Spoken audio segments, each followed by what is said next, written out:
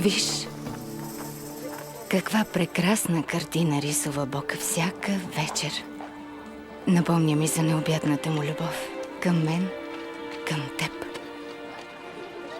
Богът създал всичко това. Не мисля, че ме забелязва. Камо ли да ме познава. Навярно всемогъщият обича светиите, но не и такива като мен. Ривка, само да беше с мен, когато той ни получаваше.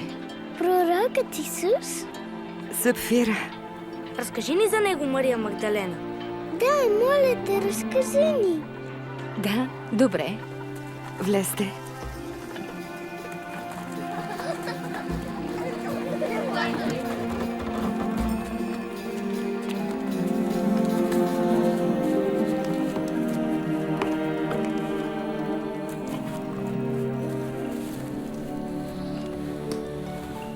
Ами, да започнем от начало.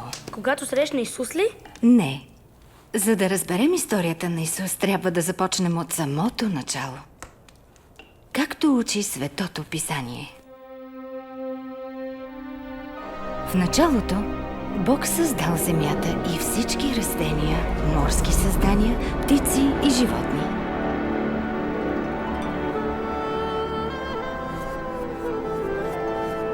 От пръст сътворил човека и вдъхнал в него жизнено дихание. Нарекал го Адам. Бог казал: не е добре за човека да бъде сам. Ще му създам подходящ помощник.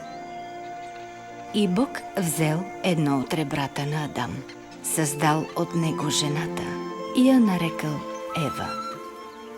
Адам и Ева живеели в Божието присъствие в прекрасна градина, наречена Едем.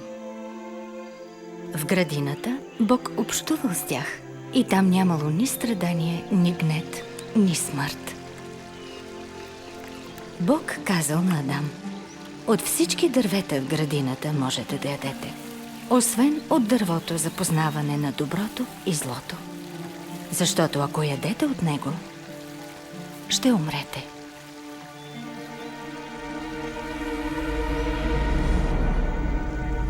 Но един ден Сатана изкушил Ева.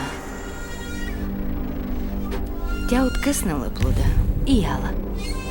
Дала и на мъжа си да яде с нея. И той също ял.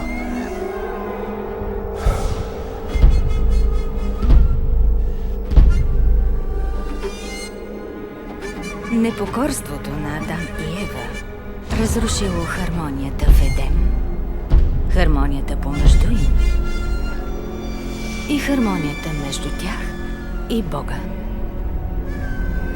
Поради греха, мъжът бил обречен на тежък труд, а жената да ражда в болки и да се подчинява на мъжа си. Но Бог дал обещание, че един ден от потомството на жената ще се роди този, който ще смаже главата на змията. В Светото Писание Бог на милостта обещава да възстанови хармонията и достоинството на своето творение. Част от плана си той разкрил на пророк Авраам. Авраам вярвал в Бог и го почитал. Бог обещал да благослови него и Сара и чрез тях да благослови всички народи. Един ден Бог изпитал Авраам, като му казал да вземе сина си и да го принесе в жертва.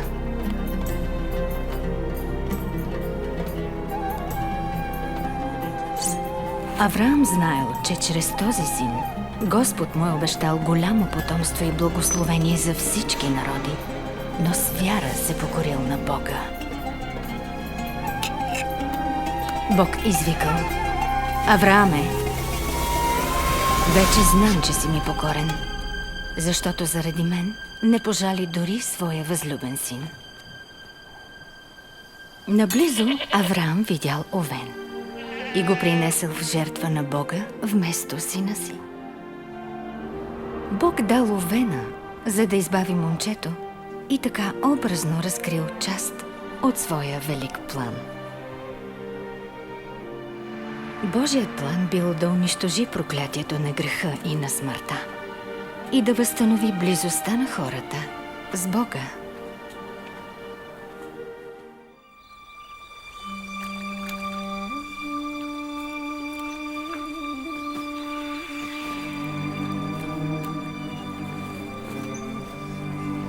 В Назарет живееше девица, сгодена за мъж на име Йосиф.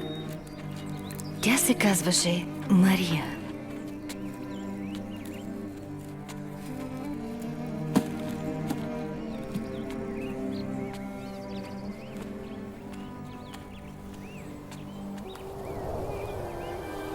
Здравей, благодатна! Благословена си ти между жените. Не бой се, Мария, защото си придобила Божието благоволение. Ти ще заченеш и ще родиш син, когото ще наречеш Исус. Но аз съм девица. Как е възможно това? Светият Дух ще дойде върху теб и силата на Всевишния ще те осени. Детето, което ще родиш, ще бъде велико и ще се нарече Божий син. Дори братовчетка ти Елисавета чака дете в старините си. Беше бездетна, а сега е в 6-тия месец. Защото за Бога няма нищо невъзможно.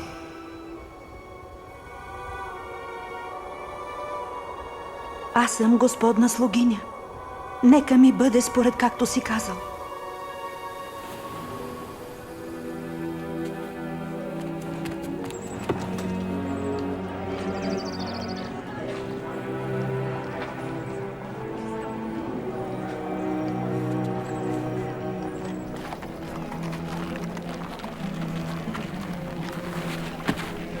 Мария побърза да посети братовчетка си, Елисавета.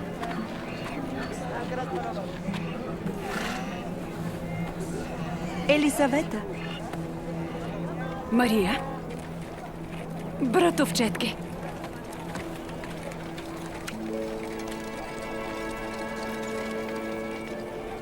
Наистина е вярно. Благословена си ти между жените и благословен е плодът на твоята утроба. Нима съм заслужила тази чест. Да дойде при мен майката на моя Господ. Още, щом чух твоя поздрав, младенеца в мен с радост заигра. Душата ми величае Господа и зарадва се духа ми в Бога, моя Спасител, защото погледна милостиво на слугинята си. От сега ще ме благославят всички народи. За Мария. В изпълнение на пророчествата, Исус се родил във Витлеем в най-обикновен обор, понеже Йосиф и Мария не намерили другаде подслон. Хор от ангели оповестил раждането му.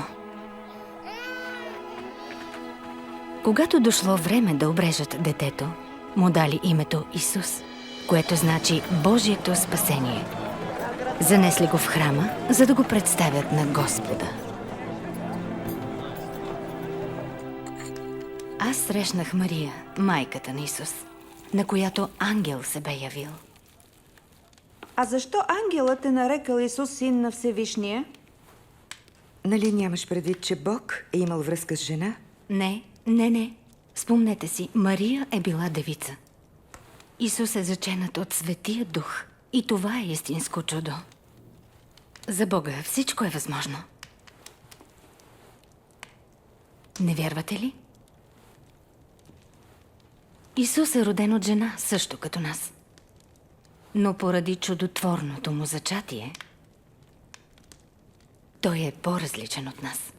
Отвърнете се от греха, кръстете се и Бог ще ви прости греховете. Сам Бог говори за това чрез Йоан Кръстител, синът на Елисавета, когато кръщаваше в река Йордан. Аз ви кръщавам с вода, но иде оня, който е по-силен от мене. Комуто не съм достоен да развържа и сандалите. Той ще ви кръсти със Светия Дух и с огън. Той държи лопатата, за да очисти хърмана си и да събере житото в житницата си.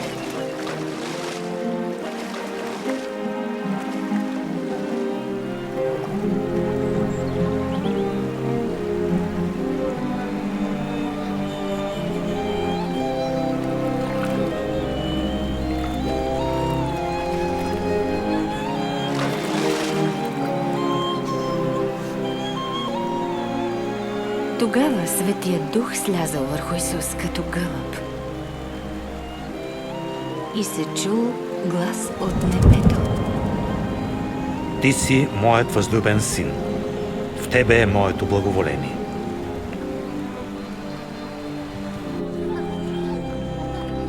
След кръщението си Исус започнал да обикаля и да поучава, и да проповядва с власт.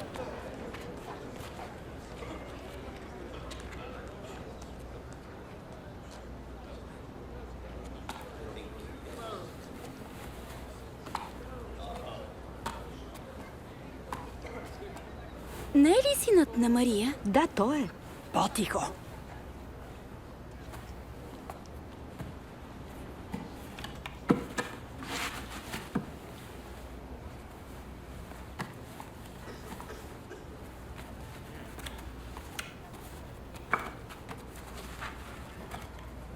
Духът на Господа е на мен, защото ме е избрал да благовествам на сиромасите. Прати ме да проглася свобода за пленниците и проглеждане за слепите. Да пусна на свобода угнетените и да проглася, че е дошло време Бог да спаси народа си. Добре говори.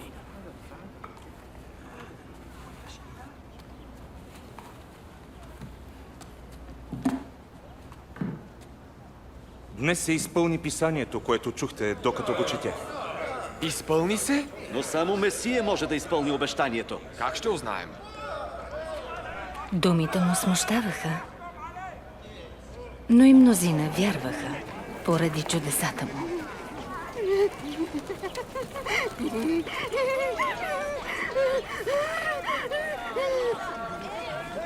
Тя е. Онова пак е в нея.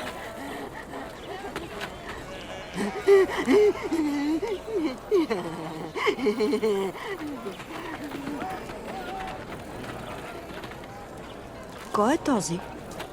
Онзи учител от Назарет. Исус. Здравей! Здравей! Върви си. Не си желана тук.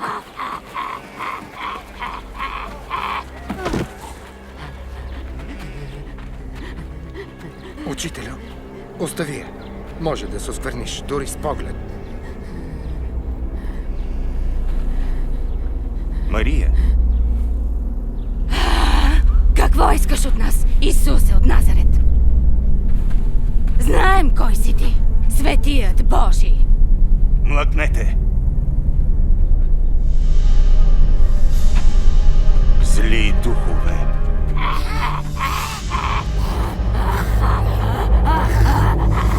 Излезте от тази жена! Мъртва е. Той я уби. Нима ще я докосне. Никой свят човек не би сторил подобно нещо. Мария, дъщеря Авраамова.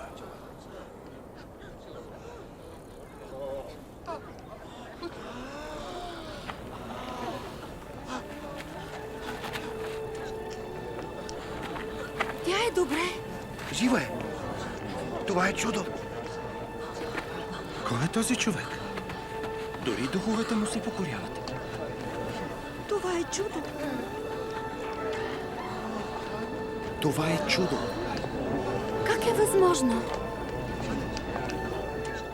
Благодаря ти.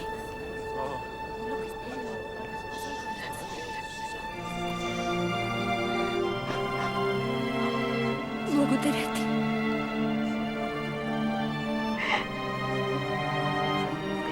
Благодаря ти. Благодаря ти.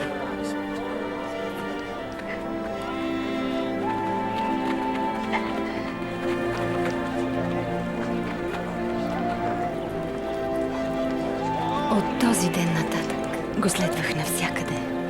Исках да върша това, което е угодно на Бога.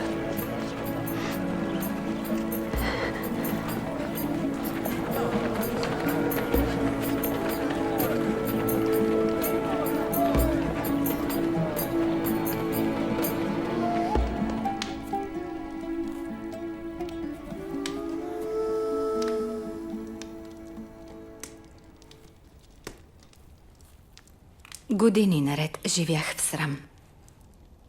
Но Исус ми върна честа. Силата му изгони злите духове.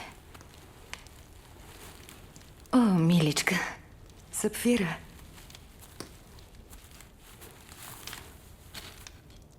Дина, ти също слуша Исус и видя много чудеса. Да. Значи разбираш защо оставих всичко и го последвах. И не бях само аз.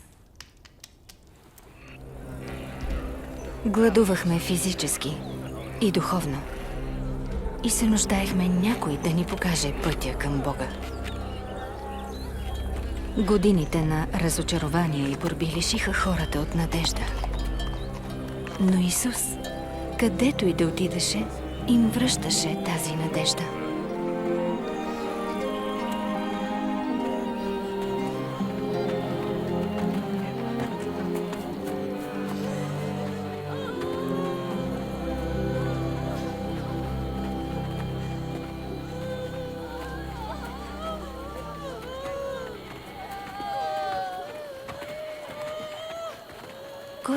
Кой е този?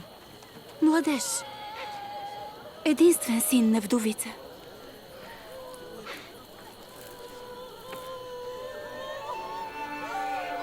Момче, стани.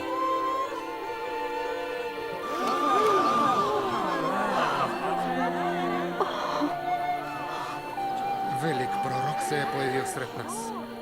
Бог е дошъл да спаси народа си.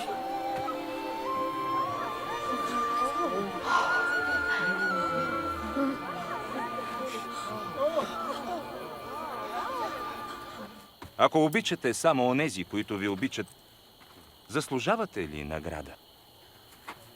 Същото правят и грешници. И ако правите добро само срещу добро, полага ли ви се награда? И грешниците правят същото. Как така е, Пипа? Как може да й говори? Позор.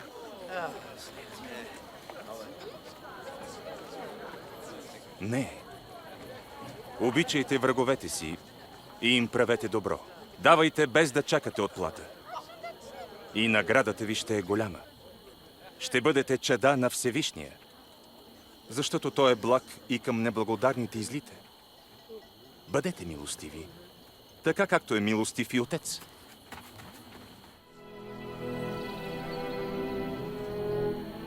Исус учеше, че Бог не мрази и не иска да унищожи грешника, но го търси като изгубена овца, за да го спаси и върне в стадото си.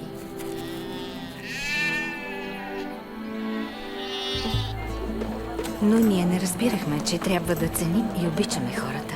Дори онези, които от векове мразехме, чието традиции презирахме, докато Исус не реши да мине през Самария. Коя е тази презряна жена? Самарянка е. Това не е ли достатъчно? Хайде, трябва да купим храна. Да не караме учителя да чака.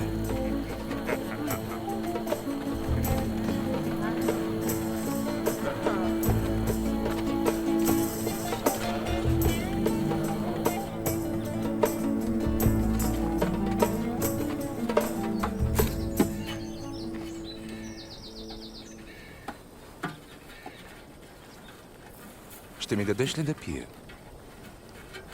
Ти си юдеин. Аз съм самарянка. Как така ми искаш вода? Само ако знаеше какво може да ти даде Бог и кой е този, който ти иска вода, ти сама би му поискала. И той би ти дал жива вода. Господине, нямаш ведро, а кладенецът е дълбок. Откъде ще вземеш тази вода? Този кладенец ни е от Яков, нашият праотец. Той и децата му и стадата му са пили от него. Нима казваш, че си по-велик от Яков? Всеки, който пие от тази вода, пак ще ожеднее. Но който пие от водата, която аз ще му дам, никога няма да ожеднее. Тази вода ще стане в него извор, от който блика вечен живот. Господине, дай ми от тази вода, за да не ожаднявам отново и да не идвам вече до тук. Иди извикай мъжа си и ела пак. Аз нямам мъж. Права си, като казваш, че нямаш. Живяла си с 5 мъже. И този, с когото си сега, не ти е мъж. Ти ми каза истината. Виждам, че си пророк, господине. Моите предци самаряни са почитали Бога на този хълм. А вие, юдеите, казвате, че Йерусалим е мястото за поклонение. Повярвай ми, че идва време, когато нито на този хълм, нито в Йерусалим ще се покланяте на Отец. Вие, самаряните, не знаете на кого се покланяте. Но иде време. И вече настъпи, когато истинските поклонници ще се покланят на Бога с дух и истина, защото такива иска Отец да бъдат поклонниците му. Бог е дух и онези, които му се покланят, с дух и истина трябва да се покланят. Пак онази жена. Как може да говори с нея? Знае ли каква е? Аз знам. Ще дойде Месията. И когато дойде, ще ни разкрие всичко. Аз съм този.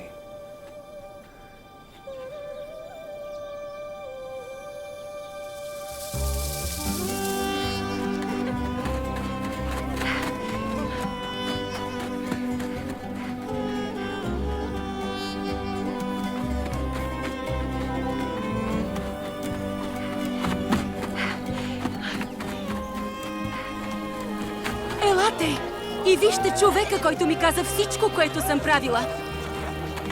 Елате! Да не би той да е Месията. Месията ли?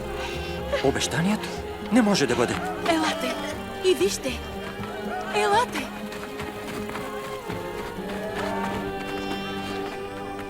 Учителю, хъпни нещо.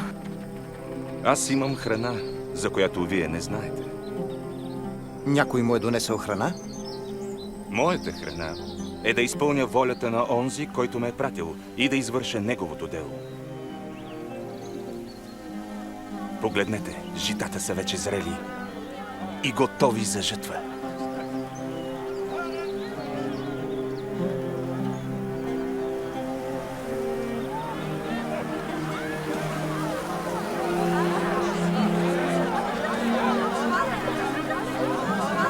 Вижте колко хора идват. Нима благата вест е и за самаряните?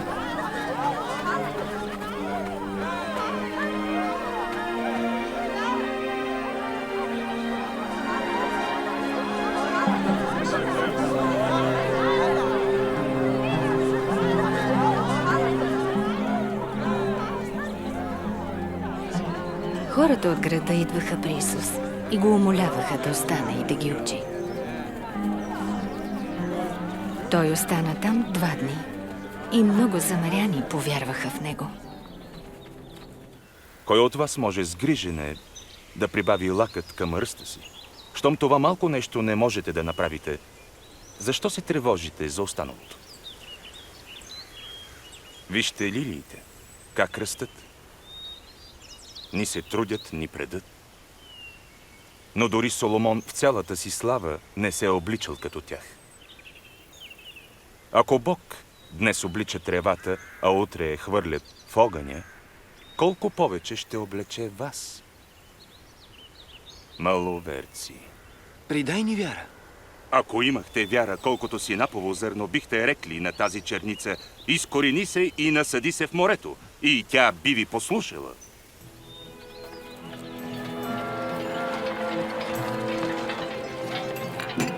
Сигурно ще дойдат съблазни, но горко на онзи, чрез когото идва. По-добре би било за него да се окачи воденичен камък на врата му и да бъде хвърлен в морето, отколкото да съблазне едно от тия малките. На какво да оприличим Божието царство? Ето на какво. Човек взема и посажда синапово зърно. То пораства, става дърво.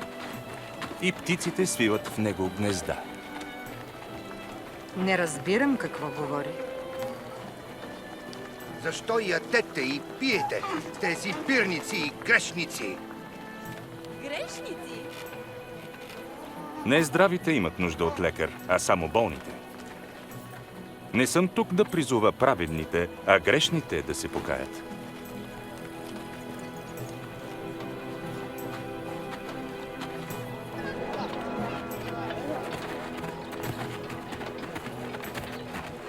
Ако само го докосна, ще оздравея.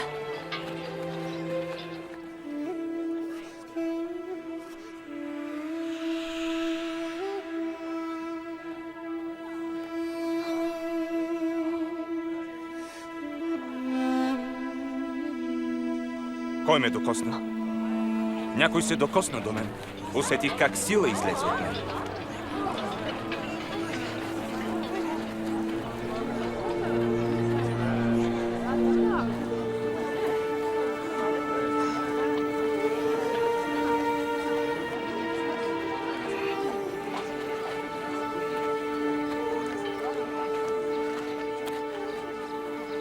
Аз се допрях до теб. 12 години имах кръвотечение. Похарчих по лекари целия си имот на празно.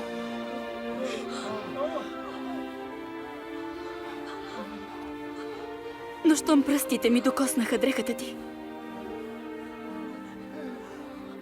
бях изцелена.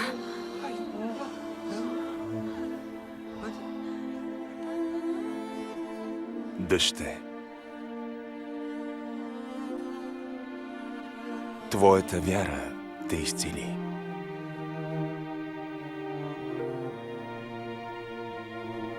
Иди си с мир.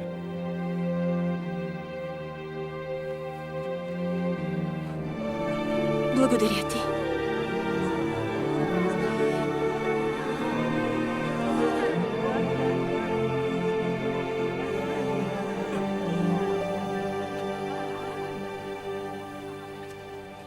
Казал и дъще?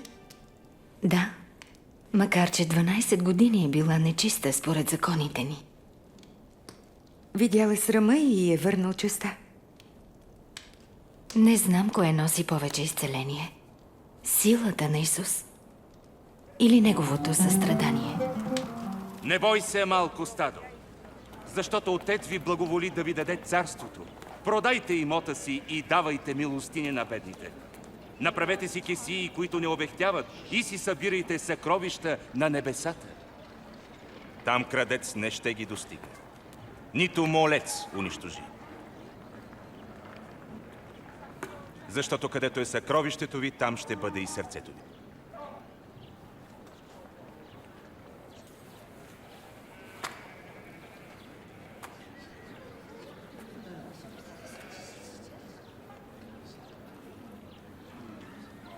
Жено, свободна си от немощта си.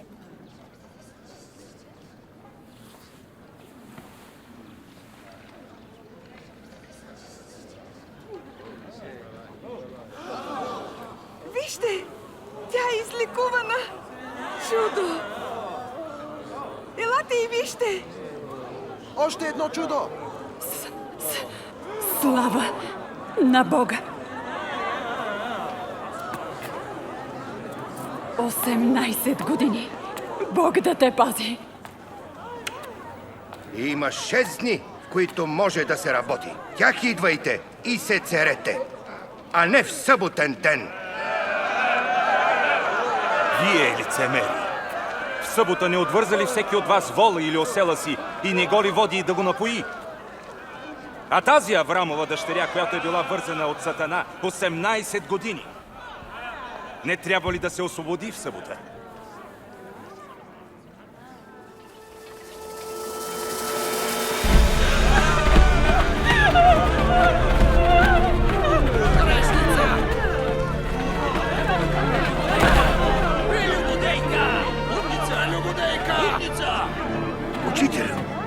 Тази жена бе хваната в самия акт на прелюбодейство.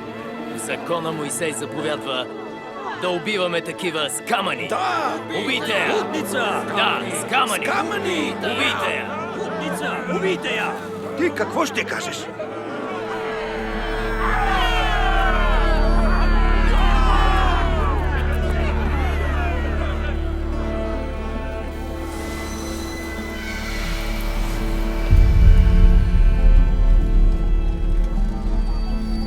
Учителю, имаме двама свидетели.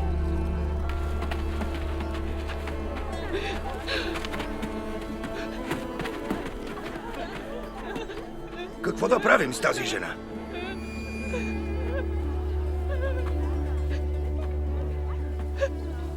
Който от вас е безгрешен, нека пръв хвърли камъка.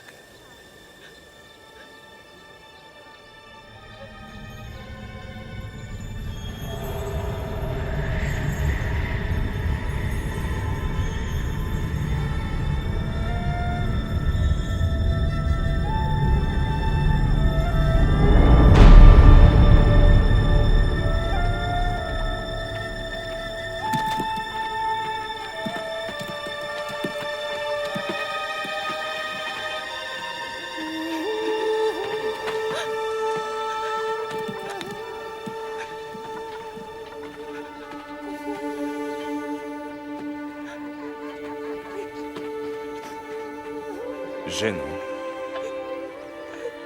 къде са всички? Никой ли не те осъди?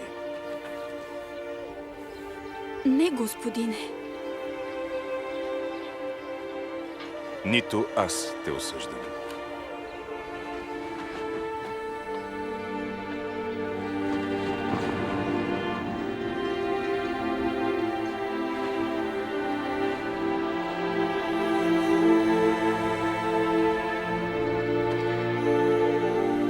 Иди си и не се грешавай вече.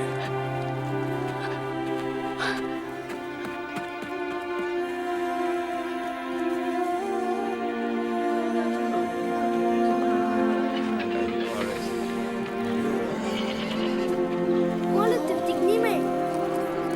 Ела нараво. Сега виждаш ли го? Виждам Исус. Престъпва закона. Излезе да се семец. Нарушава съботата. Едно падна край пътя и го затопи. Общува с грешници. Ако го оставим да продължава, всички ще повярват в него. И римляните ще се намесят и ще разрушат храма ни.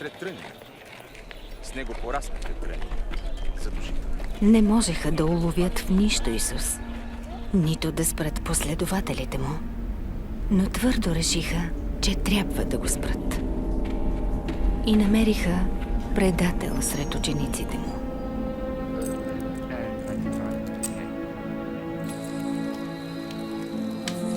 Исус излезе с учениците си на Елеонския хълм да се моли. Онази нощ той бе дълбоко разтревожен.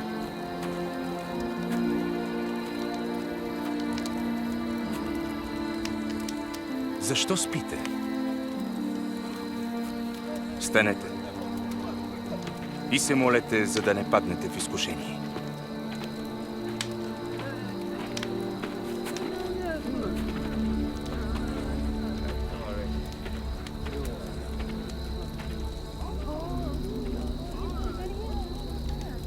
Юда.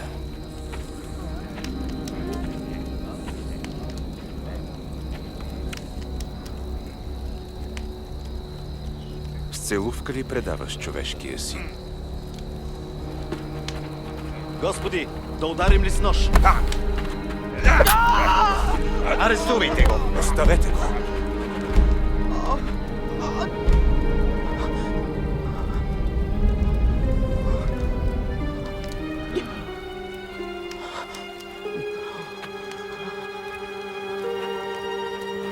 Трябваше ли да идвате с мечове и сопи, като срещу разбойник? Когато бях всеки ден с вас в храма, не вдигнахте ръка срещу мен. Но сега е вашият час. И на властта на тъмнината.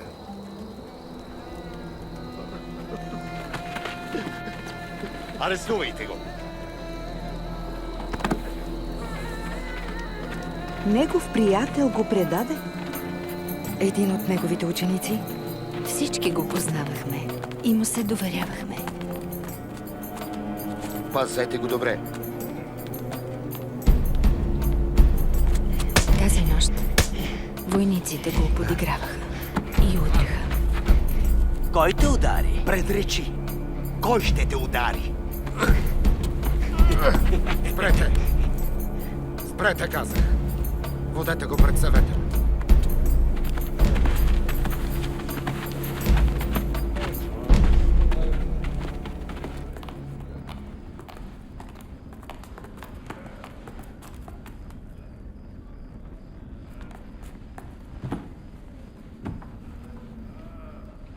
Кажи, ти ли си спасителят?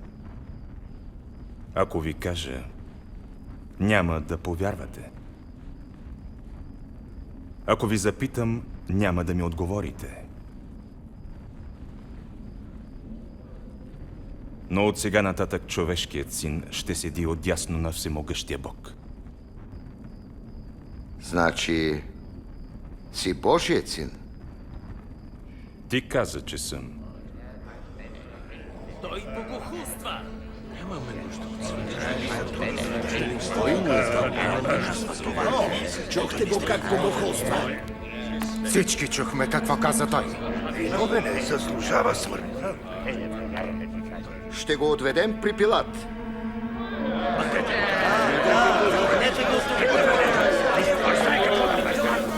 И го отведоха при Пилат Понтийски, римския управител.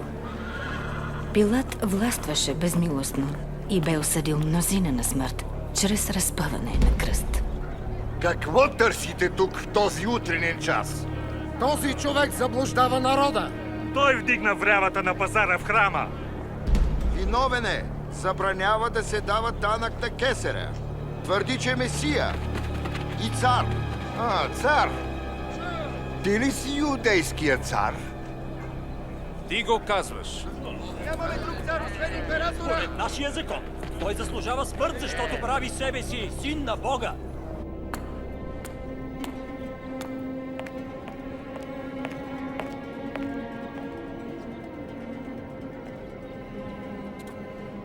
Той не е сторил нищо, за да заслужава смърт.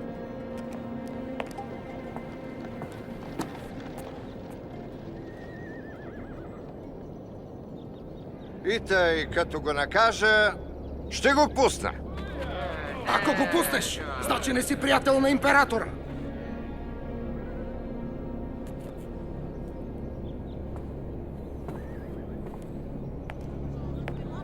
Разпни го! Ти, завържете го. Всеки, който твърди, че е цар, възстава срещу императора. Какво чакаш, Пилате? Убийте го! Разпнете го! Не е сторил нищо лошо.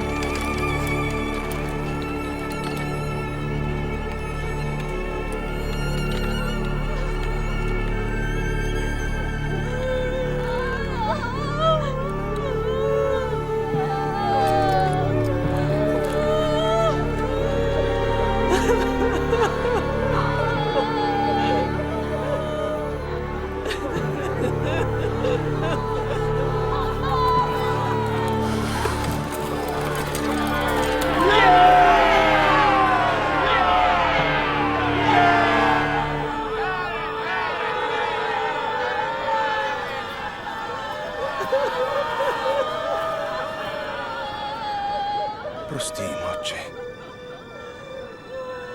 Не знаят какво правят. Нали? Ти си Месия. Спаси себе си и нас. Нямаш ли страх от Бога? Осъден е на същото, като теб. А не е сторил нищо лошо. Помни ме, Исусе, когато дойдеш като цар. Истина ти казвам. Днес ще бъдеш с мен в рая.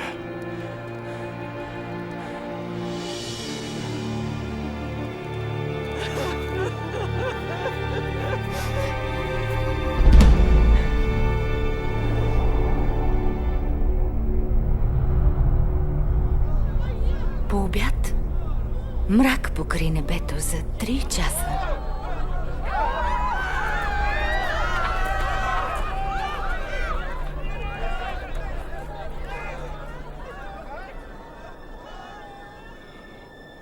Отче, в Твоите ръце предавам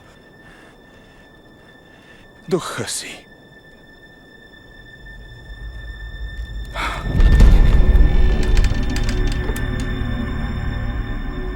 Слава на Бога!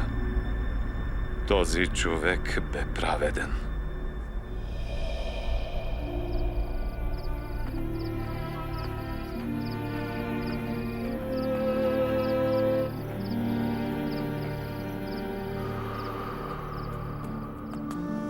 Имаше един съветник на име Йосиф, човек добър и честен, който не бе съгласен с присъдата над Исус.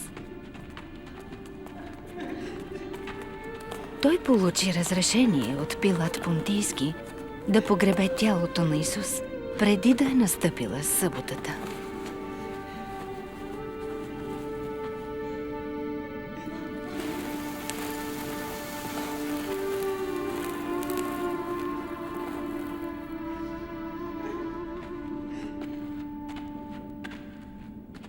Прости ни, следваме тялото на нашия Господ. Разбира се. Да вървим. Съботата настъпва.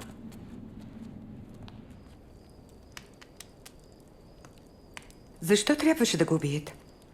Ако е Божий син, защо им е позволил да го убият? И аз се питах същото. Исус имаше власт над злите духове. Дори мъртвите му се подчиняваха. Не можеше ли да спре това? Следвах го дълго време и вярвах, че той е Месията. Но ето, че той умря. Какво трябваше да направя? Това е тъжна история. Да, но има славен край.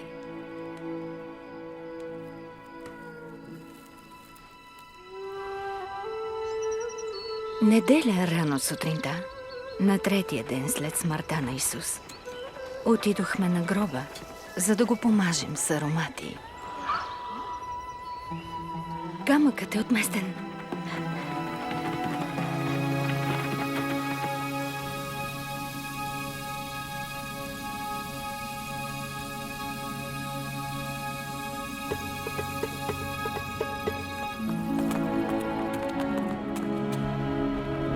Петре, Яков, Йоан, чуйте! Камъкът беше отместен. Влязохме, но тялото на нашия Господ го нямаше. Взели са тялото на Господа и не знаем къде са го положили. Какво? Тялото го няма? Идете и вижте сами.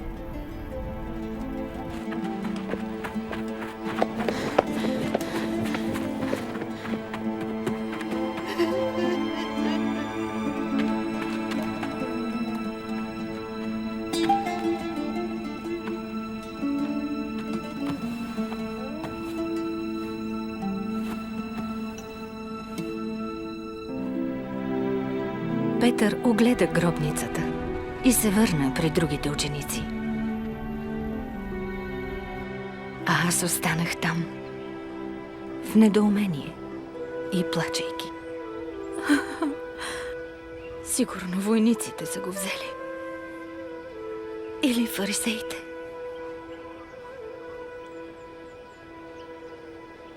Убиха надеждата ни. И ни отнеха дори спомена за него.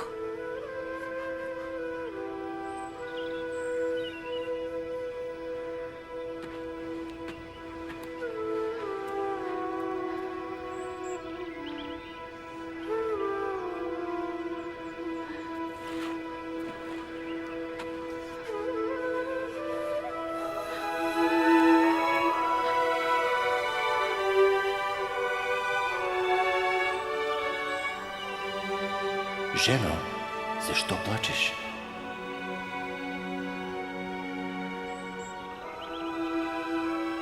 Отнесли са моя Господ. И не знам къде са го положили. Защо плачеш, жено? Кого търсиш тук? Господине, ако ти си го изнесъл, кажи ми къде е и аз ще го взема. Мария. Учителю. Не се допирай до мен, защото още не съм се възнесъл при Отец. Ти си жив, Господи. Иди и разкажи това на братята ми. Не си ни забравил. Бог не ни е оставил. Кажи им. Видях Господа. Аз видях Месията. Той възкръсна? Да. Как? Смъртта няма власт над него. А защо трябваше да умре? Да победи смъртта. Не всичко ми беше ясно тогава. Но Исус ни се яви още няколко пъти. И ни учеше.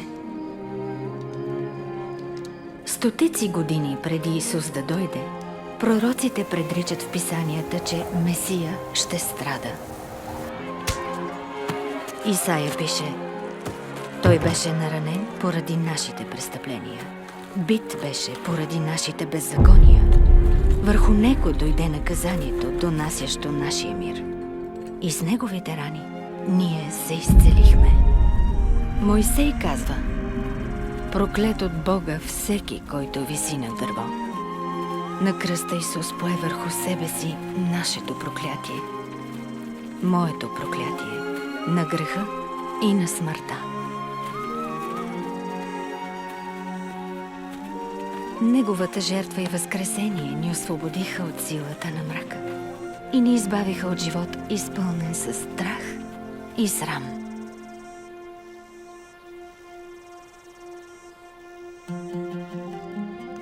Така се изпълни обещанието, което Бог даде на Авраам, че всички хора ще бъдат благословени в него. Всички? Дори жените? Исус ме нарече Авраамова дъщеря. Ти си скъпоценна дъщеря. Дъщеря, която Той иска да благослови, като жената с кръвотечението. Или като мен. Не е нужно вече да живеем в страх и срам. Не е нужно да се чувстваме пренебрегнати и необичани. Исус казва за себе си: Духът на Господа е на мен, защото ме е избрал да благовествам на сиромасите. Прати ме да проглася свобода за пленниците и проглеждане за слепите. Да пусна на свобода угнетените и да проглася, че е дошло време Бог да спаси народа си. Исус докосваше хората, дори и жени обезобразени от болест, считани за нечисти. И ги целеше. Той учеше деца, мъже и жени, богати и бедни, праведни и грешни, връщайки им достоинството и състрадавайки на всеки. Изцеляваше хората, гонеше демони и освобождаваше мъже, жени и деца от примката на Сатана. Това свидетелстваше за властта му над злото и над всеки дух. Исус възкресяваше мъртви, показвайки, че има власт дори над смъртта. Макар Сатана и злите сили да вярваха, че са победили, когато Исус бе прикован на кръста, той възкръсна, тържествувайки над силите на злото и смъртта. Значи той беше Месията? Само обещанието от Бога Месия може да извърши чудесата, които Исус извърши. И само някой милостив, силен и верен като Исус заслужава пълното ни доверие и поклонение. Когато Бог създава света, Той иска хората да живеят с Него, изпълнени с радост. Такъв е бил Неговия замисъл. Но ние не му повярвахме и нарушихме Неговата заповед. Това ни отдели от Бога, наруши нашите взаимоотношения с Него и помрачи близостта между мъжа и жената. Всички ние продължаваме с това неверие. Според писанията, няма човек, който да не греши. Резултатът от греха е смърт и отделяне от Бога. Но Бог не е искал да живеем в страх и вина, отделени от Него и Неговата любов. И както Бог е дал Овен да умре вместо Авраамовия син, така прати и Исус да умре вместо нас. Неговият живот, смърт и възкресение възстановиха връзката между Бог и всички, които вярват и са решили да го следват. Тази близка връзка с всемогъщия Бог няма да бъде прекъсната, дори и след смъртта. Умирайки на кръста, разбойникът повярва в Исус и чу обещанието му: днес ще бъдеш с мен в рая. Всеки, който повярва в Исус и иска прошка за греховете си, ще избегне вечното наказание и ще живее завинаги с Бога. Как? Като го следва с вяра. Но как ще приеме мен? Той прие Мария и мен. Откъде да знам? Довери му се. Помоли го. Говори му.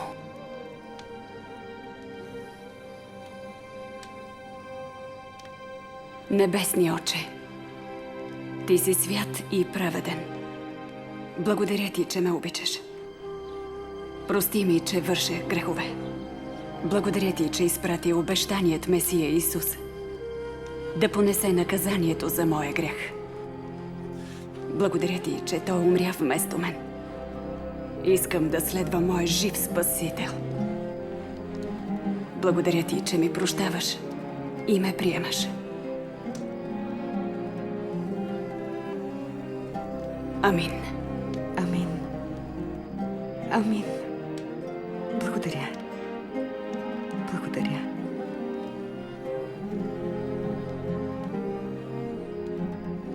Исус каза: моите овце слушат гласа ми.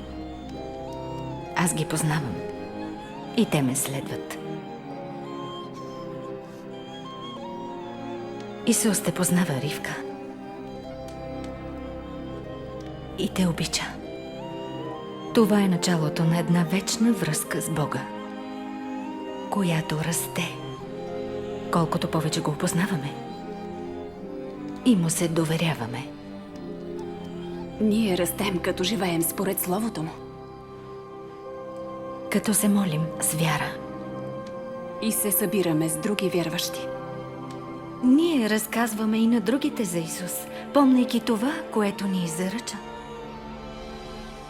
Бог да ви благослови и пази. Даде ми се всяка власт на небето и земята. Идете, научете всички народи и кръщавайте ги в името на Отца, Сина и Светия Дух. Учете ги всичко, що съм заповядал. И ето, аз съм с вас през всичките дни до свършека на света. Амин.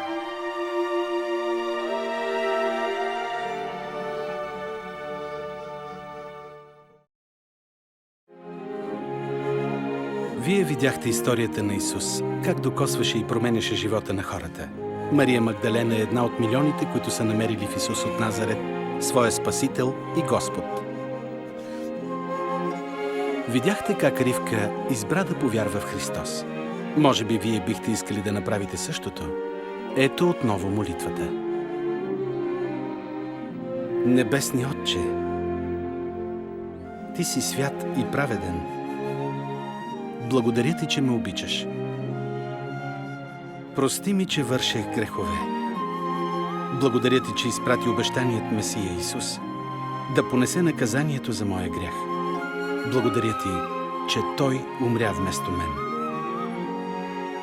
Искам да следвам моя жив Спасител. Благодаря Ти, че ми прощаваш и ме приемаш. Амин.